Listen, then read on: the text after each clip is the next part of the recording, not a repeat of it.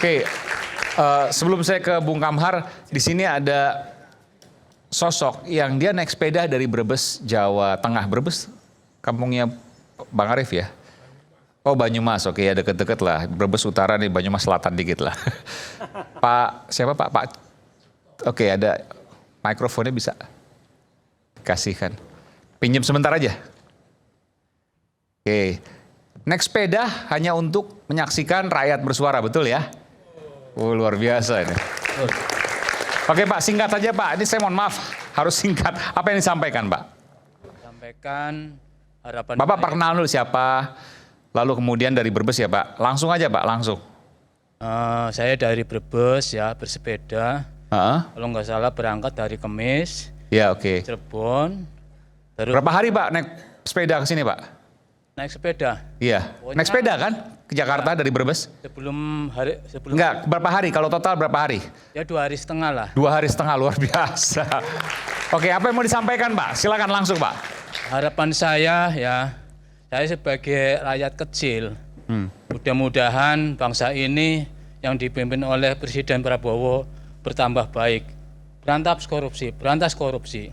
Saya ngeliatin orang korupsi, kayaknya gimana ya? Korupsi sekarang bukan miliaran lagi, triliunan. Triliunan iya. Iya. Lebih dekat Pak. Makanya maksud saya, ini harus ada hukum rakyat. Hukum rakyat. Ya, dari Sabang sampai Merauke. Maksudnya hukum rakyat gimana Pak? Orang korupsi di atas 1 miliar hukumannya mati. Hukumannya harus mati? Iya, hukum rakyat harus di undang-undang pemerintahan harus ada. Iya, maunya rakyat begitu. Oke. Dan kurang satu, ya, ini harus ada Menteri Penerangan. Harus ada Menteri Penerangan, Ya, saya oke. minta kepada Presiden Prabowo harus ada Menteri Penerangan. Kan ada Menteri Komunikasi, Informasi dan Menteri Digital Pak. Penerangan aja. Jadi kinerjanya pejabat, ya, Oke. terus di mana kerjanya Presiden lah. Terangin oleh Menteri Penerangan, terus kerjanya para menteri diterangin oleh Menteri. Emang selama ini Bapak nggak dapat informasi dari Presiden melakukan apa dan seterusnya? Ya, kalau ada Menteri Penerangan jadi Enggak, selama ini Bapak menerima informasi itu enggak? jadi enaknya ada Menteri Penerangan. Jadi ntar kalau pembicaraan Presiden dijelasin oleh Oh, Menteri diceritain lah gitu ya. Ya, dari Jadi Bapak nggak harus cari misalnya di Instagram, di TikTok, segala macam Bapak nggak harus cari, tiba-tiba dijelasin. Ini loh. Ya, kepada masyarakat untuk menghindari ada korupsi.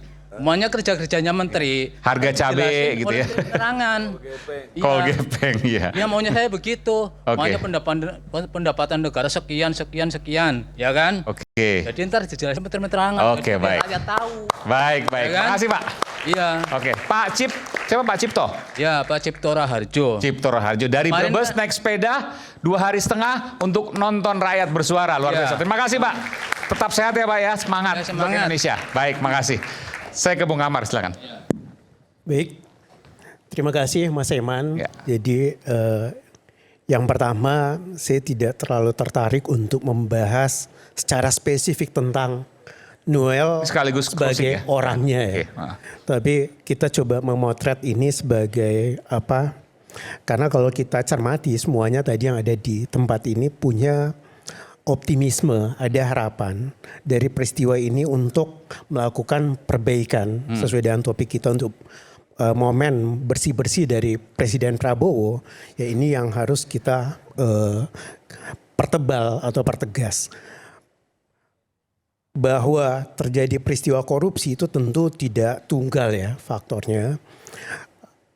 Kelemahan dari sisi aktor atau si pelaku itu sendiri atau sistem yang memang distorsif yang memungkinkan siapapun aktor yang ada di dalamnya juga bisa terjebak atau interaksi timbal balik antara struktur dan pelaku ya itu yang sangat mungkin terjadi. Dan kalau kita dengar keterangan dari KPK kan sudah jelas bahwa ini peristiwa yang bukan baru kemarin, bukan baru pada saat pemerintahan Presiden Prabowo, tetapi sejak sebelumnya praktek ini sudah terjadi. Dan itu juga ditegaskan.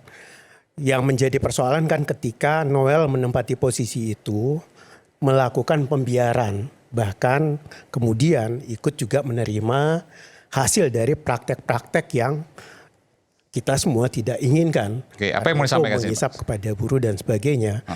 Artinya untuk peristiwa seperti ini bisa terjadi pada siapa saja.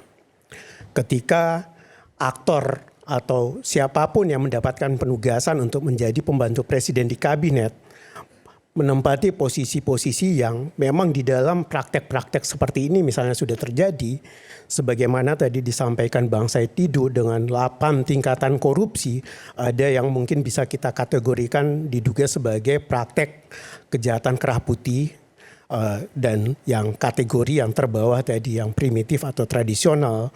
Ini hampir di semua tempat bisa terjadi, di semua kementerian dan lembaga. Dan karenanya memang menjadi sangat penting ketika kita mendapatkan penugasan itu di pemerintahan, menempati posisi-posisi strategis, ya aktor ini harus benar-benar kuat untuk tidak tergilas, untuk kemudian ikut menjadi bagian dari sistem yang distorsif itu, yang malah kalau tidak kuat, ya dia seperti peristiwa yang menerpa Noel. Minta jatah, minta bagian dari praktek itu yang sudah berlangsung lama. Dan kita tentu berharap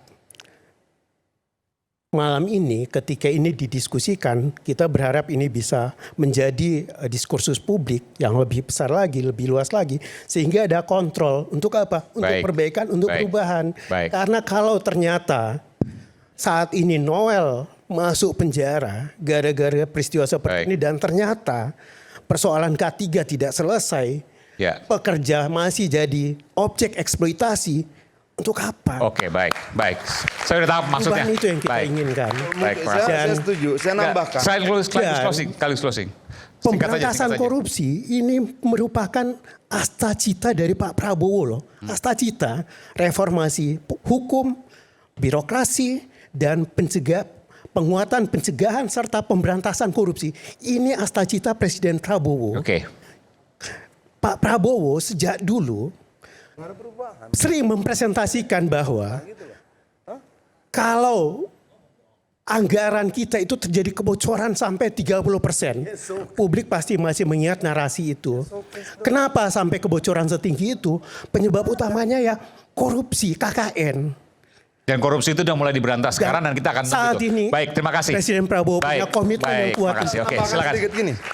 Oke, silakan singkat aja karena waktu udah habis. Enggak, saya setuju. Ini problem sekaligus kita closing statement. Korupsi Pertamina, BBM-nya nggak turun. Korupsi di Wamenaker, upah buruh tidak jadi baik. Korupsi gas segala macam. Korupsi di pertambangan. Jadi yang bertambah pelaku korupsinya. Tapi perubahan dari tertangkapnya para pelaku korupsi ini nggak ada. Seperti yang dibilang tadi. Oke, kita lihat dari 275 tetap 275 atau 250 segala macam. Sejauh apa terjadi perubahan? Enggak. Jadi kita ini cuma seperti menangkap pelaku korupsi buat kesenangan, buat publik saja. Wah, tepuk tangan ditangkap. Tapi BBM tetap. Riza Khalid kena segala macam. BBM juga tidak turun. Walau katanya dia di markup BBM-nya. Dia ini juga tidak turun. Di Patraniaga juga tidak turun. Di pertambangan juga tidak ada perubahan. Di Wamenaker juga tidak ada perubahan. Jadi pemberantasan korupsi ini apa Bang? Coba Abang jelaskan dulu Bang. Agak bingung juga gua. Kenapa pemberantasan korupsi cuma memperbanyak orang di penjara, tapi tidak terjadi perubahan bagi rakyat, petani, buruh. Nggak ada. Tadi gitu. belajar tapi nggak ada kelas. Oke, silakan Bang. Mungkin dari Kaligus saya, closing ya. 2 menit aja maksimal. Ya. Ada banyak sekali persoalan di bangsa kita ini Bang Adian, Pak Said Didu. Tapi kita hari ini bersyukur peta jalan yang digariskan oleh Pak Prabowo itu adalah Indonesia Emas 2045. Itu kita kunci dulu. Nah, dari ratusan persoalan bangsa kita ini yang sangat-sangat yang berpotensi membuat negara kita ini nggak bisa lepas landas jadi negara maju, itu satu poin itu diambil oleh Pak Presiden sebagai prioritas yang harus diselesaikannya. Bisa dalam 5 tahun atau 10 tahun kalau Pak Prabowo 2 periode ya. Nah, salah satunya adalah pencegahan dan pemberantasan korupsi. Nah, hari ini, malam ini saya yakin ini suara rakyat kita ini. Mudah-mudahan didengar oleh Pak Prabowo ya, Bang Eman. Nah, masih ada harapan. Tidak temponya tidak jauh, tidak lama dari tanggal 18 ketika pidato presiden, itu KPK langsung Bergerak. operasi penangkapan. Saya tidak melihat itu OTT ya. Ya. Itu menurut saya itu operasi penangkapan. Artinya datanya sudah ada. Pidato presiden yang mengatakan bahwa korupsi siapapun akan Iya. dilibas walaupun partainya sendiri. Tidak pandang rambut. Iya. Ya kan? Oke. Tidak ada pandang rambut dalam pemberantasan korupsi. Itu hanya jelang berapa hari setelah pidato itu action ini KPK. Nah kita senang gitu loh. Kalau bisa tiap hari ada action. Nah karena saya yakin datanya itu sudah ada sebenarnya. Ya. Buktinya di Noel itu kan kejadian tahun Desember. Malam dijemput kawan ini sama yang lain-lain geng. Maksudnya Anda pasti sudah dilaporkan dulu ke Pak Prabowo. Iya. Nah ini ada Ya, betul, harapan. seperti itu. Iya, ada harap. Ya kalau di Kalau internal kabinet itu, pasti ya. seperti itu. Nah, saya nggak tahu kalau soal laporan apa-apa. Yang pasti ditangkap, dijemput. Nah, ada harapan bagi kita sampai hari ini kembali kepada kemauan saja. Mau apa tidak? Serius apa enggak? Baik itu eksekutif maupun DPR, Bang Adian. Gitu. Ini kan kementerian ini kan mitra kerjanya pengawasannya kan ada komisi-komisi gitu loh. Nah ini juga harus proaktif. Saya gitu. maksudnya Artinya, paham. Pak Prabowo sudah memberikan Iya. sinyal menurut Anda ya. Salah Bahwa pada satu- saat pidato 18 Iya. Agustus itu, 17 Agustus. Iya. Saya lupa, 15 Agustus. Di 18. 15 pidato negara. di hari Jumatnya kan. Iya. Di hari Jumatnya 15 Agustus yang menyatakan bahwa siapapun, Siapapun. walaupun Partai Gerindra sendiri, Iya. maka saya akan Iya. tindak. Kalau itu terkait korupsi, saya akan tindak. Dan mari betul, tadi Noel saya kan mau Partai sambut Gerindra. tadi yang Bapak yang dari yang naik sepeda. Ini semua rakyat ini harus dukung Pak Prabowo gitu loh. Itu udah clear pidatonya. Jadi nggak ada lagi cerita oh ini partai kita, ini orang kita, nggak ada lagi. Aparat penegak hukum lurus Oke, saja pakai baik, kacamata kuda baik. gitu. Makasih. Clear. Baik, makasih. Silakan, Pak. Ini kan temanya bersih-bersih Prabowo. Jadi saya bilang begini. Tapi menarik Bung Adian tadi. Saya pikir suatu pemikiran harusnya pemberantasan korupsi mengurangi beban rakyat. Kira-kira begitu kan. Dan pemberantasan korupsi mengurangi beban rakyat. Ya contohlah umpamanya seandainya kereta api cepat tuh memang ada markupnya, turunkanlah supaya tiketnya turun. Kira-kira. Nah, tapi saya masuk begini. Ya, tiketnya nggak turun. Tapi itu agenda. Nah, saya bilang begini. Di balik Pak Prabowo, saya selalu menyatakan rakyat butuh harapan dari Pak Prabowo. Harapan. Tidak menuntut terlalu jauh dulu, tapi ada harapan bahwa menjadi lebih baik. Nah, saya melihat di korupsi ini sudah ada harapan. Kenapa? Satu, Reza Khalid itu tidak ada rezim yang siapapun yang bisa menyentuh. Dan dia bisa menyentuh walaupun belum ditangkap sekarang. Tersangka untuk pertama kalinya. Ya, tersangka untuk pertama kali. Dan saya berhadapan tanda kutip dengan Reza Khalid nih hampir 20 tahun. Ketemu, kalah lagi saya, menang lagi saya. Dan terakhir Papa minta saham. Nah jadi saya paham betul di mana. Yang kedua, kita lihat ini Noel, jadi itu kan korupsi paling tinggi. Korupsi paling tinggi, paling besar, dan paling kuat disentuh. Noel yang dianggap dekat sekali Prabowo itu juga langsung disentuh dan menitnya sama langsung diberhentikan. Artinya komitmen Pak Prabowo untuk memberantas korupsi itu oke. Nah, sehingga kita punya harapan terhadap itu. Yang problem adalah bahwa masih ada tuntutan masyarakat karena banyak pihak-pihak yang ada masih dalam sekitar beliau yang sebenarnya terindikasi juga bahwa tidak bersih-bersih amat. Itu kita harapkan Pak Prabowo melakukan langkah berikutnya sehingga rakyat betul percaya bahwa Pak Prabowo betul akan memperbaiki bangsa ini ke depan. Tapi saya setuju dengan Bu Adian tadi, mari kita mungkin saya akan fokus pemikiran saya kalau ada orang ditangkap korupsi, kira-kira peningkatan penurunan harga atau peningkatan kesejahteraan rakyat dari situ akan naik. Ya. Reza Khalid. Wah, ada markup pembelian BBM. Wah, tangkap. BBM-nya nggak turun. Nah, ini Jadi apa hubungannya gitu loh. Jadi misalnya gini, kalau ditangkap pengaruh nggak sama harga BBM? Enggak. Kalau nggak ditangkap pengaruh nggak? Ya nggak juga. Ya. Lalu apa yang itu? Cuma rame. Dengung saja. Tapi ya sama seperti ini kan. Apakah kemudian upah buruh naik? Enggak juga. Apakah kemudian konsultan-konsultan untuk K3 itu berkurang atau dilarang atau segala, ya nggak juga. Jadi apa yang berubah dari ini? Ya nggak ada. Oke. Tapi keren. Ada penangkapan. Oke. Keren. Ada upaya pemberantasan korupsi. Tapi sejauh mana itu berdampak pada peningkatan kualitas hidup rakyat, upah, harga BBM belum kelihatan. Yang dibilang tadi ada markup kereta cepat ditemukan. Oke, turun dong tiketnya. Enggak.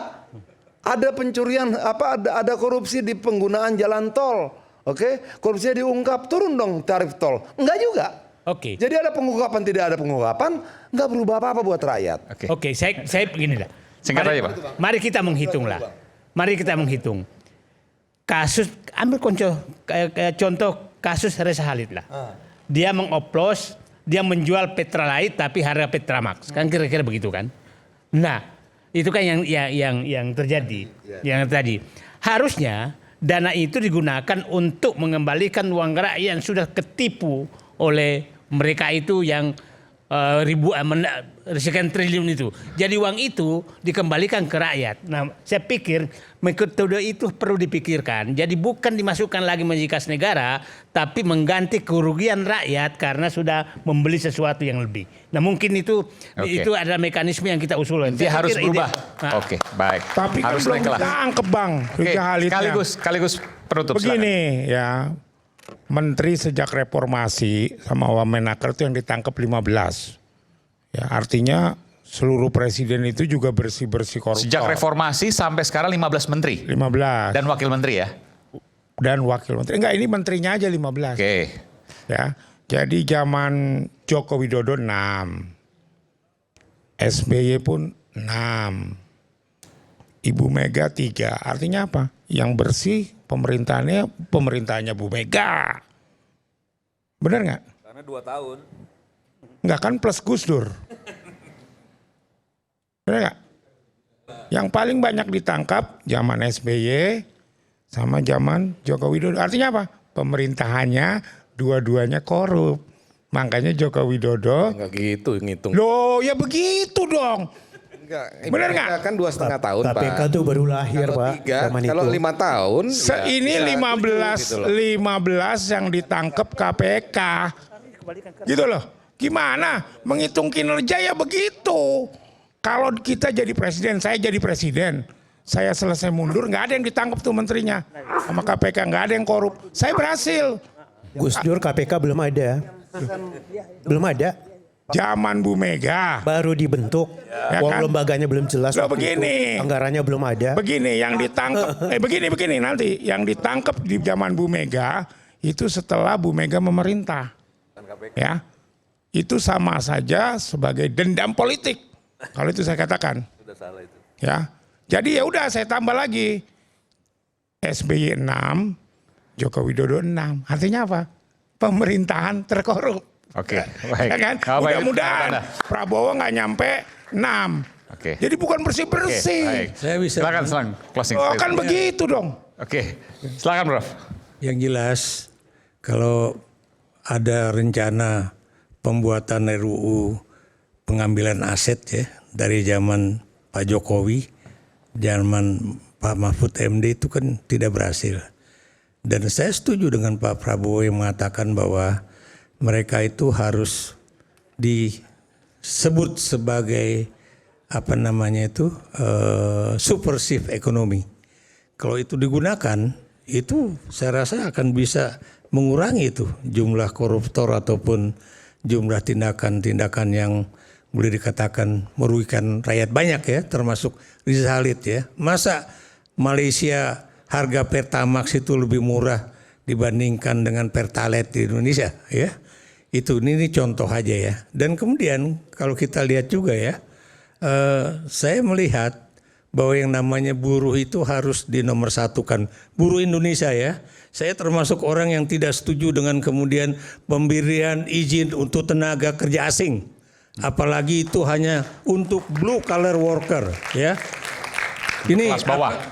Untuk kelas bawah. Saya tidak melihat negaranya ya, jangan dilihat negaranya. Kalau Anda perhatikan, apakah Amerika Serikat memiliki dulu yang disebut dengan perusahaan-perusahaan minyak dan gas itu menggunakan tenaga kerja asing untuk tindakan-tindakan yang blue collar worker, enggak ya. Anda lihat Jepang untuk membuat misalnya kereta api cepat ya, MRT itu, apakah kemudian dia juga menggunakan blue collar worker untuk bekerja di situ? Enggak. Pekerja Yang kelas ada- bawahnya ya, oke. Yang bawahnya semua orang Indonesia. Makanya terjadi apa yang disebut dengan transfer of knowledge. Tapi dalam kasus Cina, mengapa yang namanya pemerintahan Jokowi dan juga ini dari Luhut Binsar Panjaitan ya, kemudian memberikan izin kepada tenaga kerja asing bukan cuma buat kereta api cepat, tapi juga untuk misalnya yang disebut dengan pembuatan smelter untuk nikel. Jawabannya apa, Prof? Jawabannya buat saya ini adalah suatu kesalahan besar. Karena kalau memang itu alasannya itu adalah persoalan bahasa, Jepang dengan Indonesia persoalannya apa coba? Kenapa? Ini yang namanya pembuatan MRT itu lebih banyak digunakan oleh tenaga-tenaga Indonesia dan bukan oleh tenaga-tenaga Jepang. MRT Jepang ya, oke. Ya, saya pikir itu aja. Oke, baik. Itu pertanyaan yang menggugah kita semua. Oke, makasih. Bang Semar, silakan. Ya, di closing statement ini argumentasi yang ingin saya sampaikan itu berlandaskan tadi apa yang disampaikan bahwa memang masa lalu sudah tidak penting. Bicara masa kini dan masa depan. Adian Napitupulu. Nah, saya mau pakai itu. Bahwa apa yang disampaikan ada beberapa hal kasus praktiknya tidak merubah apapun. Saya meyakini momentum Noel ditangkap ini menjadi momentum pemerintahan Prabowo untuk melakukan perbaikan-perbaikan dan pemberantasan korupsi yang jauh lebih besar lagi ke depannya. Pak Prabowo sudah selesai pada dirinya. Saya rasa dia tinggal lagi bagaimana dia memberikan kontribusi terbesarnya buat bangsa, negara, dan rakyat Indonesia. Dan apapun yang terjadi dalam peristiwa-peristiwa hukum yang baru lalu, saya rasa ini juga menjadi satu warning ya buat pemerintahan Prabowo termasuk para pejabat tidak hanya di kabinet tapi juga di berbagai badan-badan lainnya yang memang ketika itu dilakukan adanya tindak pidana, saya rasa semua punya peluang untuk dilakukan penindakan-penindakan. Dan tadi saya agak senang memang, saya punya kawan baik, Adian sangat bijak sekali bicara.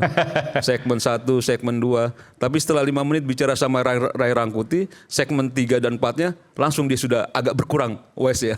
Sebagainya. Terjawab, Semar. Dulu baru saya diskusi sama Bang Said Didu. Jokowi bubarkan Petral. Karena Petral itu mengambil komisi sekian persen lebih tinggi daripada harga. Oke, ketika Turun nggak, dibubarkan, gitu? BBM-nya kagak turun. Iya. Itu nah, kenapa tidak ada perubahan pada rakyat dari setiap kasus korupsi yang diungkap? Korupsi tambang, nggak ada perubahan. Oke. Korupsi jalan tol, nggak ada perubahan terhadap Itu makanya kan tadi gue bicara bahwa kita bicara masa kini dan masa depan. Dan gue yakini itu akan ada perubahan yang jauh lebih baik lagi di masa pemerintahan Prabowo. Jawabannya mungkin sekaligus closing statement paling akhir dari Bung Ray Rangkuti. Silakan. Jelasin dulu deh. Kenapa jelasin? Pertanyaannya Bung Adian tadi, terakhir silakan. Enggak, saya mulai dari Pak Sigit ya. Tadi ya Pak ya, Pak siapa? Pak Cipto. Pak Cipto ya. Jauh amat Cipto. Pak Cipto, saya senang dengan semangat Bapak yang melawan korupsi. Tapi jujur saya nggak setuju dengan hukuman mati. Nggak setuju. Bagi dengan- saya masih ada cara lain sebetulnya kalau mau untuk mengurangi ya setidaknya tindak pidana korupsi ini. Itu yang dari dulu concern saya. Satu adalah memiskinkan para koruptor, itu satu. Dan yang kedua adalah merampas hak politik mereka dalam waktu tertentu. Yang dua-duanya sekarang agak mandek tuh. Pemiskinan agak mandek, apalagi perampasan. Karena perampasan itu kalau tidak lagi berdasarkan putusan pengadilan, tidak otomatis hak politiknya gugur. Kan sebelumnya itu otomatis kalau pidananya sekian tahun, hak politiknya dicabut. Itu sebelumnya. Sekarang itu berubah. Jadi pengambilan hak politik itu hanya bisa dilakukan berdasarkan putusan pengadilan gitu. Nah, bagi saya dan saya udah lihat juga ya, kayaknya koruptor di Indonesia itu nggak takut penjara. Gitu. Tapi mereka kelihatan agak ngeri kalau diancam hak politiknya dicabut dan yang kedua mereka dimiskinkan gitu. Kalau itu yang dilakukan, itu ngeri-ngeri sedap mereka. Tapi kalau penjara mau hukum 7 tahun, 8 tahun ya ringan kan banyak ini kan. pemotongan-pemotongan kan gitu ya, dan yang paling penting setelah itu mereka bisa kembali ke politik dan Aiman ngundang lagi di sini untuk bicara gitu loh. Dan diteprokin juga. Mereka berbicara tentang pemberantasan korupsi dan sebagainya tanpa pernah mereka mengakui bahwa mereka punya punya track record yang pernah nyuri uang rakyat gitu. Nggak ada. Forum-forum seperti itu tetap, makanya beberapa kali saya tanyakan Bung Aiman siapa aja narsumnya, ya, kira-kira gitu ya kan. Kalau koruptor saya harus jaga dulu gitu. Mantan koruptor nggak mau. Nah iya itu betul. Nah yang kedua adalah saya juga tidak menaruh optimisme terhadap Pak Prabowo untuk melakukan pemberantasan korupsi sebelum. Nah itu dia kan. Saya lebih baik membuat target kalau cuma nangkap-nangkap orang seperti disebutkan oleh Adian, itu dilakukan semua rezim. Bahkan 6 menteri di zamannya Pak SBY, 6 menteri di zamannya Pak Jokowi, tapi pemberantasan korupsi bukan menurun tapi makin parah. Apa yang terjadi gitu. Nah, oleh karena itulah saya merasa bahwa jangan kita dulu bergembira dengan urusan penangkapan-penangkapan, apalagi cuma Noel yang pendamping politiknya makin nggak ada. Nggak diakui oleh Jokowi, nggak diakui oleh Prabowo kan, orang ini sendirian nih sekarang kan, jadi mudah ngangkutnya cuma populer kan, mudah ngangkutnya gitu. Jadi bahkan organisasinya sekarang juga nggak ya kan, macam-macam lah terjadi. Jadi orang ini sekarang begitu, jadi mudah ngangkutnya gitu. Apa yang perlu kita targetkan? Nah, jangka pendek aja menurut saya. Satu adalah segera Pak Prabowo rampingkan birokrasi. Ya, menteri-menteri jangan dibuat 44 apalagi ditambah wamen, kembalikan saja kepada skenario yang dulu. Ya kan? Karena semakin banyak menteri, semakin banyak meja, semakin banyak birokrasi yang harus melewati gitu. Yang kedua adalah uji lagi integritas para pembantu presiden. Ini ada nama yang dikait-kaitkan dengan hukum, ya sampai sekarang tetap ya berada bersama dengan presiden. Itu ya. Nah, yang ketiga, minimkan perizinan dengan bantuan teknologi. Kita udah punya teknologi sekarang. Kok masih ada lapisan-lapisan orang yang harus kita lewati? Sistem perbankan kita lihat sekarang, kita nggak perlu ketemu orang untuk store uang, untuk narik uang, untuk transfer uang. Selesai dalam satu mesin ATM gitu loh, semuanya tuh. Atau itu online. Yang kita nikmati. Iya online, iya apalagi online gitu ya. Nah yang seterusnya, betul saya setuju dengan Pak Ikrar ya. Segera tuntaskan rancangan undang-undang perampasan aset, tapi nggak cukup itu menurut saya, Pak Ikrar. Harus ditambah dengan rancangan undang-undang pembuktian terbalik. Oke. Disambut itu tentu saja undang-undang kalau perampasan aset itu hubungannya dengan pemiskinan koruptor, gitu ya. Undang-undang pembuktian terbalik. Pokoknya setiap pejabat negara yang dicurigai oleh kita memiliki uang yang tidak wajar, ia harus membuktikan bahwa ia dapatkan secara halal. Nah, kalau ini kalau tidak bisa rampas. Rampas. Oke. Kalau ini dilakukan oleh Pak Prabowo, kita bisa mengatakan selangkah kita belajar. Oke, baik. Gitu kira-kira. Tapi ada juga semakin banyak peraturan, semakin banyak hukum, maka semakin banyak pelanggaran yang mungkin terjadi. Baik, terima kasih Bapak Ibu semua. Waktu sudah habis, lewat dari apa yang sudah digariskan, tapi tidak ada yang mubazir karena ini untuk kebaikan bangsa ke depan. Kita berharap mudah-mudahan ini menjadi momen perbaikan dan harga-harga turun terkait dengan proses pemberantasan korupsi yang terus ditingkatkan. Saya Aiman Wicaksono, sampai jumpa di Rakyat Suara berikutnya. Salam.